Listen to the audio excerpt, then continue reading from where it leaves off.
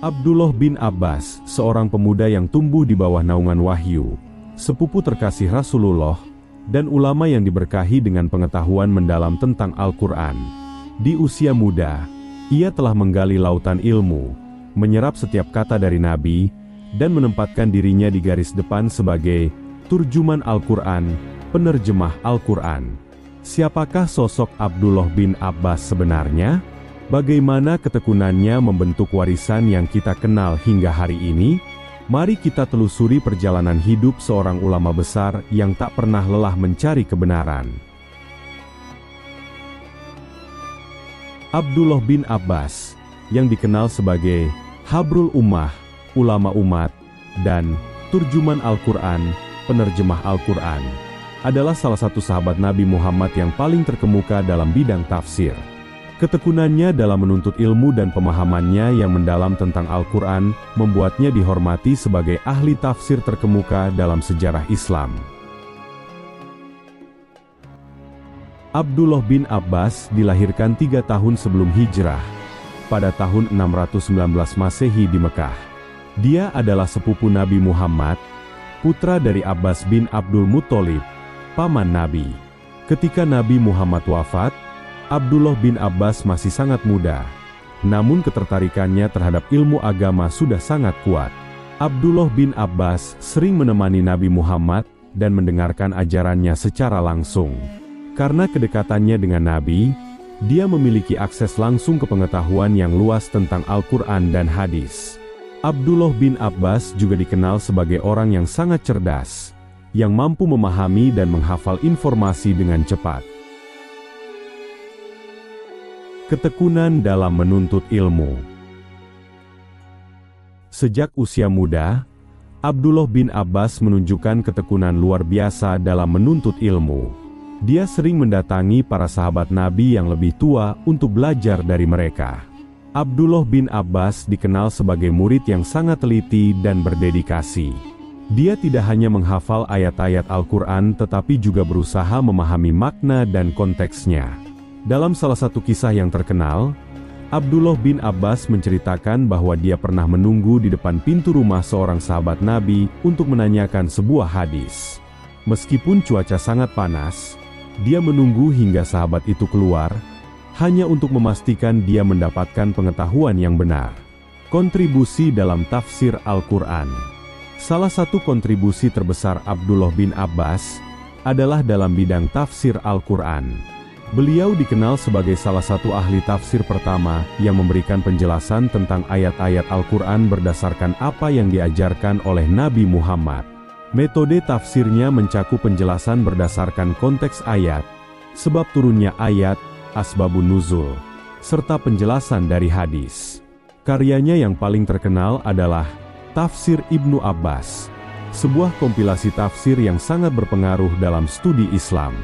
Tafsir ini mencakup penjelasan rinci tentang ayat-ayat Al-Quran, dan sering menjadi rujukan utama bagi para ulama di kemudian hari. Abdullah bin Abbas dikenal sebagai salah satu ahli tafsir Al-Quran pertama dalam sejarah Islam.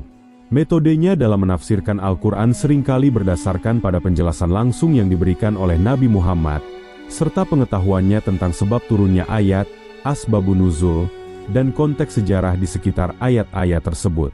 Karyanya dalam bidang tafsir telah menjadi fondasi bagi banyak ulama setelahnya. Abdullah bin Abbas sering diundang oleh para penguasa dan tokoh masyarakat untuk memberikan penjelasan tentang ayat-ayat Al-Quran. Tafsirnya sangat dihormati dan menjadi rujukan utama dalam kajian Al-Quran di seluruh dunia Islam. Selain menuntut ilmu, Abdullah bin Abbas juga sangat bersemangat dalam menyebarkan pengetahuan. Beliau sering memberikan kuliah dan ceramah di berbagai masjid, dan murid-muridnya datang dari berbagai penjuru untuk belajar darinya. Abdullah bin Abbas juga dikenal sebagai seorang guru yang sangat sabar dan bijaksana.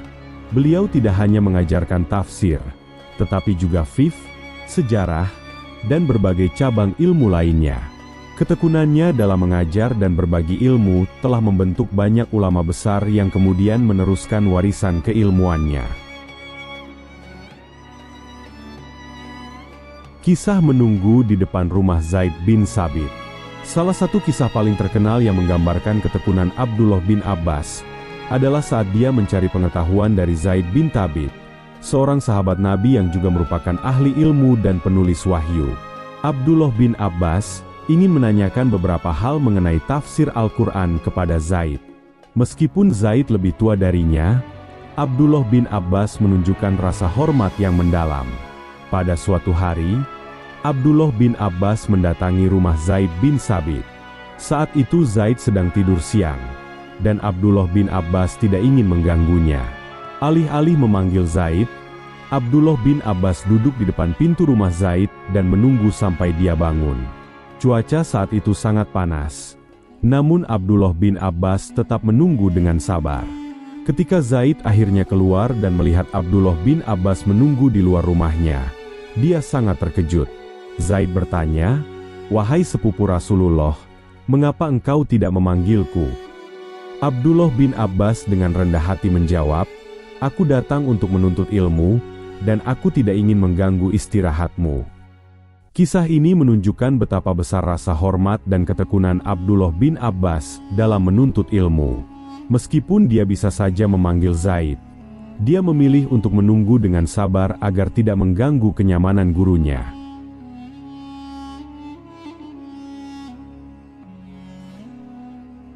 Perjalanan menuntut ilmu ke seluruh penjuru Jazirah Arab. Selain itu, Abdullah bin Abbas juga dikenal sebagai seorang yang rajin melakukan perjalanan untuk menuntut ilmu.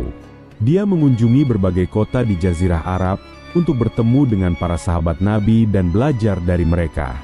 Perjalanan yang dilakukan Abdullah bin Abbas tidaklah mudah. Dia sering harus menempuh perjalanan yang jauh dan melelahkan untuk mendapatkan pengetahuan yang dia inginkan. Dalam satu riwayat, Abdullah bin Abbas melakukan perjalanan jauh hanya untuk mendapatkan satu hadis dari seorang sahabat yang tinggal di daerah terpencil. Perjalanan tersebut memakan waktu berhari-hari. Namun Abdullah bin Abbas tetap bertekad untuk melakukannya demi menuntut ilmu. Setelah mengumpulkan pengetahuan dari berbagai sumber, Abdullah bin Abbas tidak hanya menyimpannya untuk dirinya sendiri. Dia aktif dalam mengajarkan ilmu yang telah dia peroleh kepada orang lain.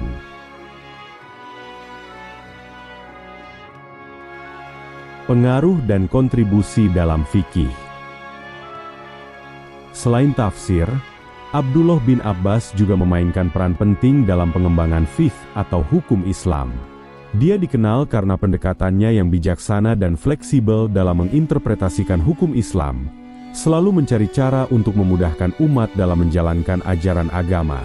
Abdullah bin Abbas juga terlibat dalam berbagai keputusan penting yang menyangkut urusan keagamaan dan sosial, menunjukkan kecakapan dan pemahamannya yang luas. Abdullah bin Abbas tidak hanya menjadi ulama besar pada zamannya, tetapi juga mendidik banyak murid yang kemudian menjadi ulama terkemuka. Murid-muridnya seperti Mujahid bin Jabir, Ikrimah, dan Sa'idi bin Jubair adalah beberapa nama yang terkenal yang melanjutkan tradisi keilmuan yang diwariskan oleh Abdullah bin Abbas. Warisan ilmu Abdullah bin Abbas tidak hanya bertahan dalam bentuk karya-karya tafsir dan fikih, tetapi juga dalam cerita-cerita tentang ketekunan, kebijaksanaan, dan dedikasinya yang menjadi inspirasi bagi umat Islam sepanjang sejarah.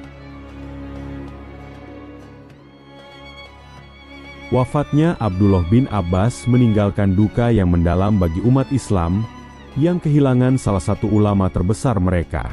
Abdullah bin Abbas mencapai usia tua dengan tubuh yang sudah mulai lemah. Meski demikian, semangatnya dalam mengajarkan ilmu tidak pernah surut.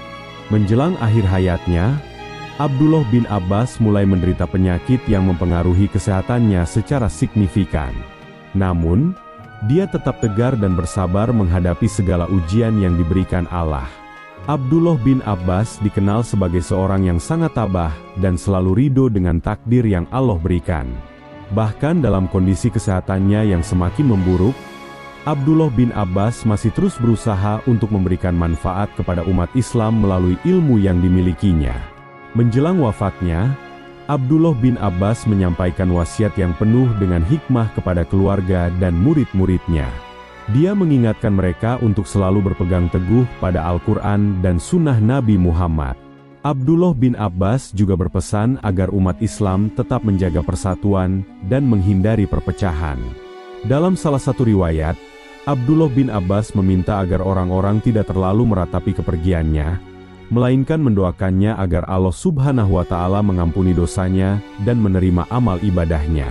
Abdullah bin Abbas adalah seorang yang sangat rendah hati, dan bahkan menjelang akhir hayatnya, dia tetap menunjukkan sikap tawadu yang luar biasa. Abdullah bin Abbas wafat pada tahun 68 Hijriah, 687 Masehi, di Taif, sebuah kota di Arab Saudi yang terletak sekitar 100 km dari Mekah. Wafatnya Abdullah bin Abbas menandai akhir dari kehidupan seorang ulama besar yang telah memberikan kontribusi yang sangat besar bagi perkembangan ilmu Islam. Berita tentang wafatnya Abdullah bin Abbas menyebar cepat ke seluruh penjuru dunia Islam, dan umat Islam di berbagai tempat merasa kehilangan yang mendalam. Abdullah bin Abbas dimakamkan di Taif, dan banyak sahabat, ulama, dan tokoh masyarakat yang hadir untuk memberikan penghormatan terakhir kepada beliau. Setelah wafatnya, Abdullah bin Abbas dikenang sebagai salah satu ulama terbesar dalam sejarah Islam.